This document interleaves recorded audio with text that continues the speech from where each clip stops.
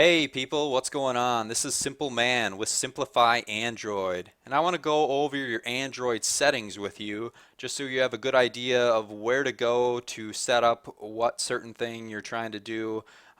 Sometimes it can get kind of confusing because there's a long list of settings, so hopefully this will simplify it for you. Now we have this menu button down here. We're going to click that, and that will bring up an option to go into the settings on the lower right here. Alternatively, you can actually hit the app drawer, and there is a app for settings. So we'll click that, and this brings us into the settings. There's a big list, as you can see. And the first one here is a personalized setting. That is an HTC phone specific setting. You don't see it on every device. So I'm going to jump down to wireless networks. The personalized, it actually just lets you quickly access wallpapers, ringtones, widgets, things that you might want to just quickly change to mostly deal with the appearance of your phone. So the wireless and networks, we can tap on that, jump in there. And as you can see, the top one is the airplane mode because it deals with networks and wireless. That we went over in the basics video. That will shut off all of your network interfering capabilities, so you won't crash. The next one is the Wi-Fi or wireless networks. You can click on that to enable it, and then the next setting right underneath it is where you set up all the specific settings for that particular item. So if we click Wi-Fi settings, now we'll come up with a list of all the nearby wireless networks. So if we want to disable it, we'll click on this top one. If we want them to continue to your Android device to continue to look for available networks, we'll click that. And then if you click on any of these individual networks, you'll either, if it's an open network, come up with a connect button so you can connect right to it, or you'll come up with the password to log into an encrypted network.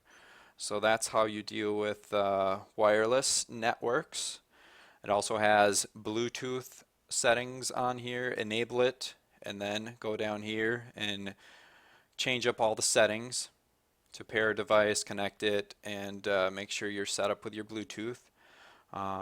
There's also a few other more, I would say, kind of advanced things like portable Wi-Fi, turning your device into a Wi-Fi hotspot.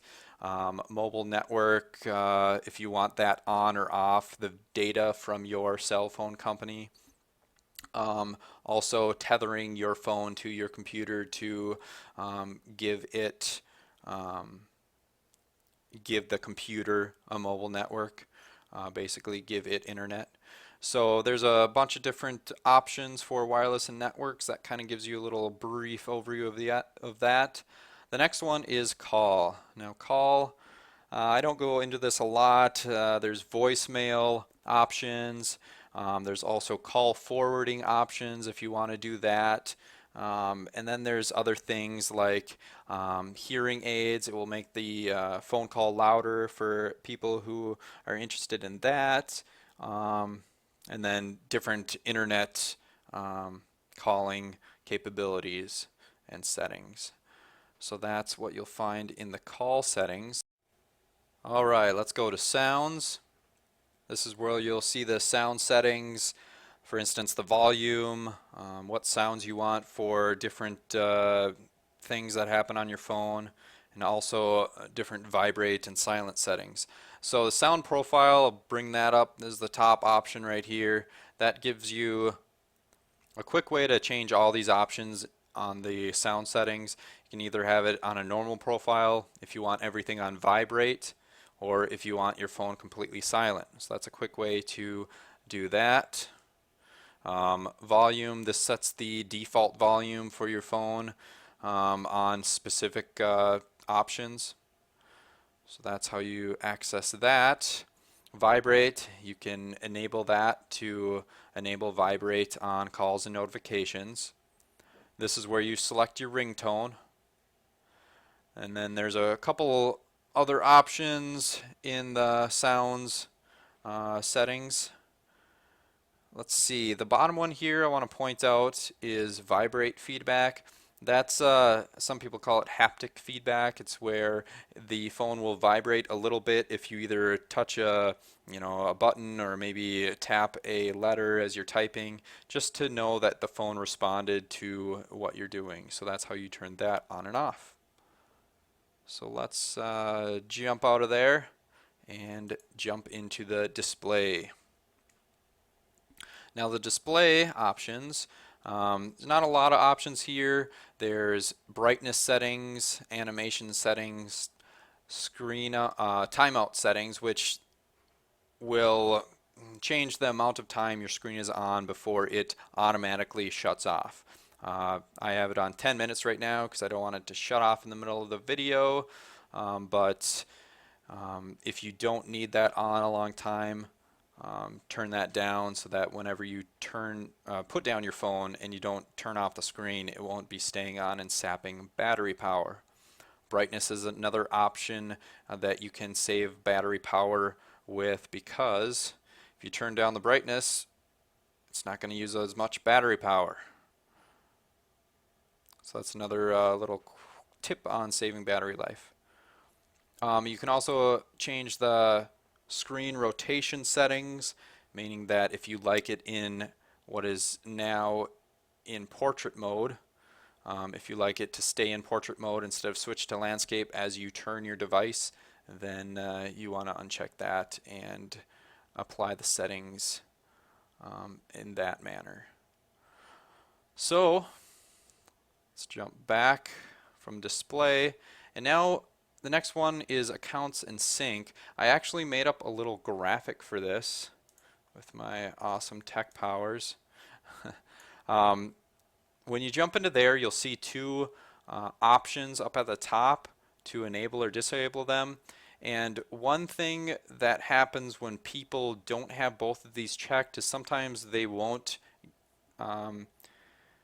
receive their new emails if they have, when you're signed up with your Google account, you won't get those new emails in. So you want to make sure those are both checked to always get in new notifications or emails or whatever the internet's trying to feed your phone. That will check automatically every so often. And now there's also specific accounts that you can enable or disable. This is a sync button. So when it's green, and that means it's enabled. So if we have our Google button, auto sync button enabled, then that means it's always up to date with your newest account, Google account information, feeding that into your phone. So down at the bottom, this is what you would click to add a new account, put in the credentials of the new account, and then set it up as you would like to. So that's, if you don't have these things checked, lots of times you'll have to either go into a certain application to get new data or hit the sync all every so often. So unless you have some reason where you don't want the application or account syncing every so often, I would make sure that the auto sync, background data, and the sync buttons are all pressed for that account. So the next one's location. Location deals with GPS and also, cellular tower location data. So if you want to use GPS satellites, this is off right now since I'm not really going anywhere. I don't need to be using up that power. But also wireless networks to find your location. And then there's also a phone finder on this device. So that mostly deals with GPS satellites and wireless networks if they can give you data on your location also. So let's jump down to search. Search, I don't go into this option too much. It's just Google search settings, deals with device history, Deals with my location if you want to use GPS satellites and wireless networks to find out where your location is, and then it will give you the search results based on where you are in your vicinity. So those are different search options.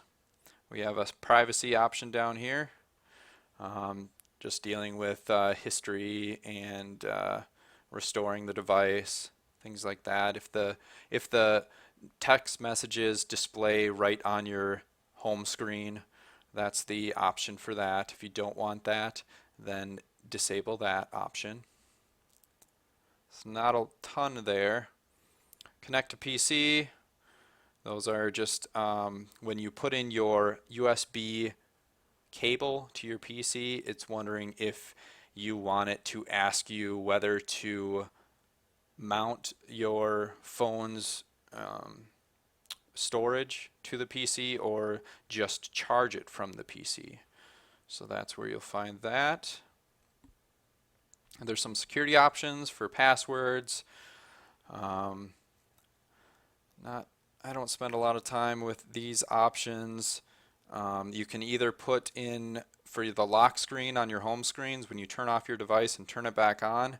This top setup lock screen option is for either a pattern, and that means you'll just have a kind of a grid of different dots, and you can make a pattern that only you know to unlock your device. There's also password option where you can put in a password for unlocking your device also. Different pin options also. So that has to do with all the security for your phone. Now let's go to the power options. Power options, this is just dealing with saving battery power. Really the brightness settings, the GPS settings, turning off your display when you're not using it, those things are the things that will suck up most battery life, but these have little other options for saving power, like turning off some options when your battery life is very low, different things like that. So they're helpful in some ways. Applications, now this is a huge one. If you jump into your applications, there's a ton of different options for managed applications. This top one, the unknown sources, that's for if you want to install anything on your phone that isn't installed through the Google market, the Google Android market. So if you check that, then you're able to, let's say, put the Amazon App Store on your phone, or anything else that you might sideload, meaning load in from your computer onto your phone rather than through the Android market. So let's jump down to Manage Applications now. And for Manage Applications, there's 4 tabs up at the top, and these are for, let's say, what you've downloaded, all the applications you've downloaded. There's also an option for all the applications, showing all of them that are on your phone, only the ones that are on your SD card, or all the ones that are running at this time. And if you click on a certain application, let's say the Angry Birds, you'll have options here to uninstall it, move it to the SD card. You can also force stop it if it's running. You can clear out the cache or clear the defaults of that particular application, and then it tells you other things like the permissions that you accepted when you first downloaded that app. Alright, so now we'll back out of that. The next thing is running services. It tells you all the services that are running on your phone at this current time. Development. I want to show you one thing in the development of the application settings, and that's this top option, USB debugging. Now if you're hooking up your phone to your computer and you want to view the files on it, sometimes you have to enable USB debugging, or sometimes I have had to in the past. So if you're having problems with hooking up your phone to your computer and seeing the files on it, that's one thing you might want to enable and try that method. There's also storage use. You just view the storage that your applications are using. There's a task manager option to start that automatically when you power on your phone, and then there's notifications of when you have low storage on your phone right there. So we'll back out and now we'll jump into SD and phone storage. And that's this one right here. This shows the total space and available space on your SD card. You might have gotten one in your phone, or you might have bought a aftermarket SD card. This is the removable card on your phone for storing more applications and maybe some pictures or videos or whatnot, music. You can unmount that SD card, and then on the bottom here it shows the internal storage, how much storage came with your phone that is built into your phone. Gives you an option to make more space, and then there's also a factory data reset that isn't really necessary unless you really need to use it, so try and stay away from that one. You don't want to lose all your settings. Alright, date and time, that's pretty self-explanatory. I'm trying to click it with my mouse, that doesn't work. I guess technology isn't that advanced. So you can set your time and date format, automatically sync it up. So that's handy for that. We have language and keyboard for our next one. That's just gonna, if you have other keyboards that you've maybe installed on your phone, that's where you would select that, and then you can also select the language you want to use with this phone. Accessibility, that I don't think I have really anything to show you here. Any accessibility related applications, so that's where you'll find those. Voice input and output, deals with voice recognizer settings, and then text to speech settings. So if you need any settings changed there, that's where you'll find them. And this last one just gives you information about your phone. Lots of people will ask you, what Android OS version are you using? And if you don't know what they're talking about or why they're asking, I'm not going to explain why they're asking, but this phone, I'll tell you in the software information screen, it's running 2.3.4. So that gets more into different network, phone, battery, all those different kind of informational identification numbers and access codes, and it's hacking stuff basically. But that gives you a basic overview on all those settings. Hopefully you'll have a little better idea of what you're looking at, where to find it. I'm Simple Man with Simplify Android. I'll see you next time.